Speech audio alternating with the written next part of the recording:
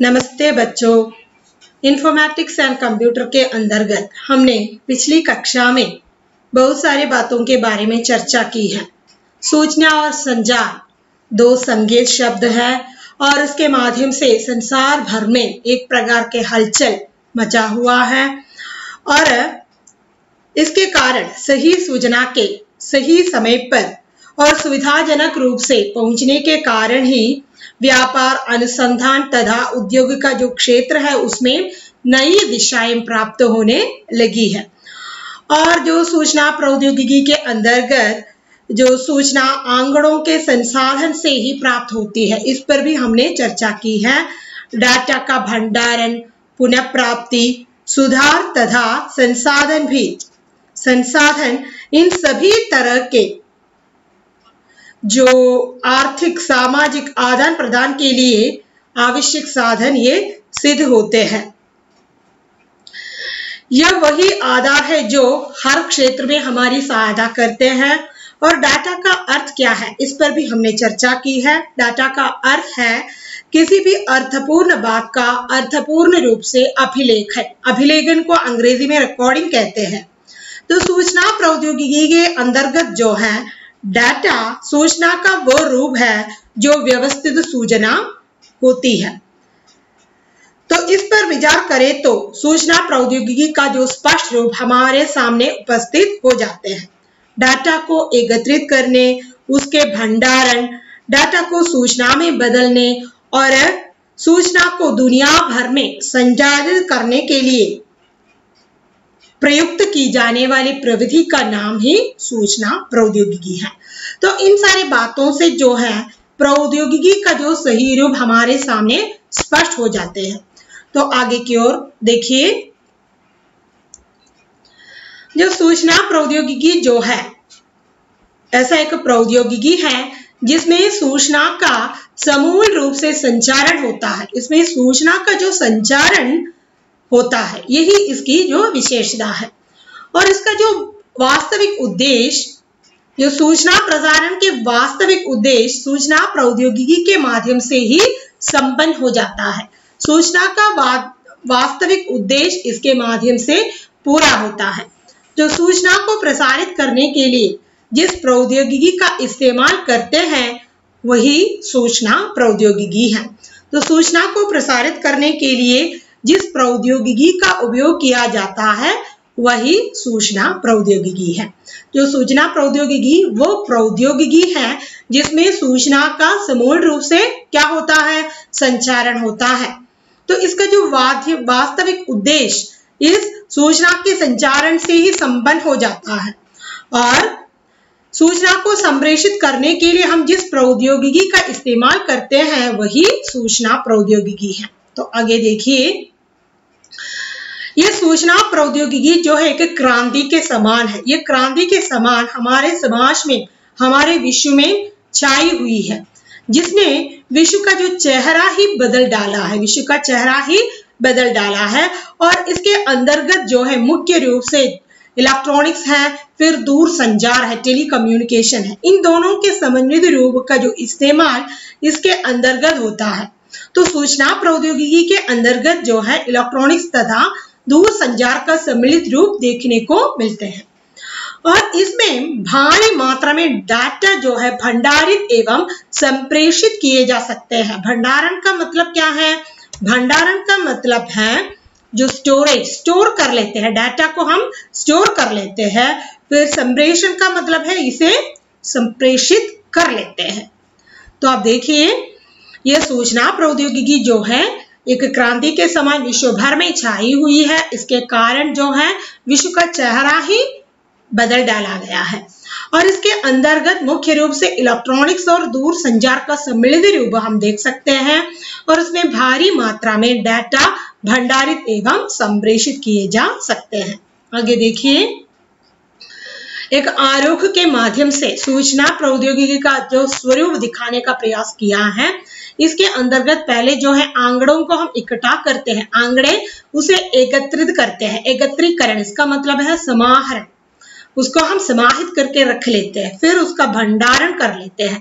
भंडारण का मतलब है स्टोर, जो डाटा हमने कलेक्ट किया है उसे स्टोर कर लेते हैं, फिर उसे पुनः प्राप्ति, उसका मतलब है रिकवरी, वीണ്ടെടുക്കൽ, फिर हम उसे पुनः प्राप्ति कर लेते हैं, फिर उसका जो प्रोसेसिंग कर लेते हैं, संसाधन कर लेते हैं, फिर उसे उस जो प्रोसेसिंग किए हुए उस डाटे को हम सूचना में रूपांतरित करते हैं, सूचना एवं रूपांतरण। फिर क्या करते हैं, उसे व्यापक स्तर पर संचारण करते हैं, उसे व्यापक स्तर पर उसका संप्रेषण किया जाता है। ये सारी की सारी चीजें जो हैं सूचना प्रौद्योगिकी के अंतर्गत आ जाते हैं। जो सूचना प्रौद्योगिकी का स्वरूप इस प्रकार है कि आंकड़ों को इकट्ठा करना, उसे स्टोर करना, फिर उसका रिकवरी करना, फिर उसका प्रोसेसिंग करना, फिर उसे सूचना में रूपांतरण करना, फिर व्यापक स्तर पर उसका संचारण करना। ये सब किसके अंदर आते हैं, ये सब जो है सूचना प्रौद्योगिकी के अंदर ही आते हैं। आंकड़े जो है डाटा है, एकत्रीकरण जो है समाहरण है, भंडारण का मतलब है स्टोर, और पुनः प्राप्ति का मतलब है रिकवर यानी कि वीണ്ടെടുക്കൽ, और संसाधन है प्रोसेसिंग, सूचना एवं रूपांतरण, उसका रूप बदल देता है, डाटा को सूचना में बदल डालता है, फिर उसे व्यापक रूप में उसका संप्रेषण किया जाता है। आगे देखिए, और सूचना प्रौद्योगिकी के जो स्वरूप को हम इस प्रकार कह सकते हैं, सूचना आंकड़ों के संसाधन से प्राप्त होती है। सूचना जो है, इंफॉर्मेशन जो है, आंकड़ों के संसाधन से, डाटा प्रोसेसिंग से ही वो हमें उपलब्ध होती है।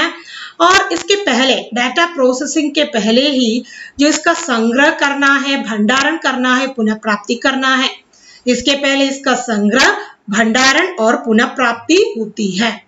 इसे हम कलेक्ट कर लेते हैं, फिर उसे हम स्टोर कर लेते हैं, फिर उसे रिकवरी कर लेते हैं। तो सूचना के लिए डाटा एक कच्चा माल है, जो इंफॉर्मेशन के लिए एक रॉ मटेरियल है। क्या? डाटा। जो इंफॉर्मेशन के लिए कच्चा माल, रॉ मटेरियल क्या होता है? डाटा ही होता है। इसका व्यापक स्तर पर संचारण ही सूचना प्रौद्योगिकी है। इस डाटे को, इस सूचना को व्यापक स्तर पर संप्रेषित करना ही सूचना प्रौद्योगिकी है। देख लीजिए, सूचना आंकड़ों के संसाधन से प्राप्त होती है, इसके पहले इसका संग्रह, भंडारण और पुनः प्राप्ति होती है। सूचना के लिए डाटा एक कच्चा माल है, इसका व्यापक स्तर पर संचरण ही सूचना प्रौद्योगिकी है। आगे देखिए, मानव जीवन के विकास यात्रा में सूचना हमेशा से ही एक प्रमुख घटक रही है। जो मानव जीवन में जो डेवलपमेंट हुआ है, उस डेवलपमेंट की यात्रा में सूचना जो है, इंफॉर्मेशन जो है, एक महत्वपूर्ण घटक बनकर रह चुकी है। आगे भी ऐसा ही होगा। तो आगे देख लीजिए, किन किन क्षेत्रों को सूचना प्रौद्योगिकी ने प्रभावित किया है। तो बहुत सारे क्षेत्रों को इन सूचना प्रौद्योगिकी ने प्रभावित किया है। वो क्षेत्र कौन कौन सा है, आइए देखेंगे। शिक्षा के क्षेत्र को प्रभावित किया है, आर्थिक क्षेत्र को प्रभावित किया है, व्यावसायिक क्षेत्र को, राजनैतिक क्षेत्र को, सांस्कृतिक क्षेत्र को और सामाजिक क्षेत्र को। इन सारे के सारे क्षेत्र जो है सूचना प्रौद्योगिकी से प्रभावित है। जो किन किन क्षेत्रों को सूचना प्रौद्योगिकी ने प्रभावित किया है? शैक्षिक, आर्थिक, व्यावसायिक, राजनैतिक, सांस्कृतिक और सामाजिक क्षेत्र को। तो इस प्रकार देखेंगे तो सूचना और ज्ञान के प्रयोग से ही समाज में भारी परिवर्तन आया है। जो समाज में बहुत सारे परिवर्तन होते रहते हैं, तो यहाँ पर सूचना प्रौद्योगिकी के संदर्भ में कहें तो सूचना और ज्ञान के प्रयोग से ही समाज में बहुत सारे जो परिवर्तन आ चुके हैं। जो इसने ही आज के समय को सूचना युग बना दिया है। किसने? सूचना और ज्ञान के प्रयोग ने। सूचना और ज्ञान के प्रयोग ने समाज में भारी परिवर्तन लाया है। तो इसके कारण से ही आज का समय जो है सूचना युग में बदल गया है। तो आज का जमाना जो है सूचना का युग है, इंफॉर्मेशन टेक्नोलॉजी का युग है, ऐसा हम कहते आए हैं। तो आज हमने ये देख लिया कि तो सूचना प्रौद्योगिकी अपने जो व्यापक स्तर पर उनका जो वास्तविक स्वरूप किस प्रकार है, आंकड़े, उसका एकत्रीकरण, भंडारण, पुनः प्राप्ति, संसाधन, सूचना में रूपांतर, व्यापक स्तर पर इसका जो संचार, ये ही सूचना प्रौद्योगिकी के जो क्या है स्वरूप है। तो ये सूचना जो है आंकड़ों के संसाधन से प्राप्त होती है, यह हम जानते हैं। और इसके पहले इसका संग्रह, इसका जो भंडारण, पुनः प्राप्ति होती है। सूचना के लिए डाटा एक कच्चा माल है और इसको व्यापक स्तर पर संचारण ही सूचना प्रौद्योगिकी है। मानव जीवन के विकास यात्रा में यह सूचना जो है हमेशा एक प्रमुख घटक रह चुकी है और सूचना का संबंध आज हमारे जीवन के सभी पक्षों से है। आर्थिक, राजनैतिक, सामाजिक, सांस्कृतिक, शैक्षिक, व्यावहारिक तथा इसी प्रकार के सभी क्षेत्रों में ये अपने जो करामात दिखा रही है।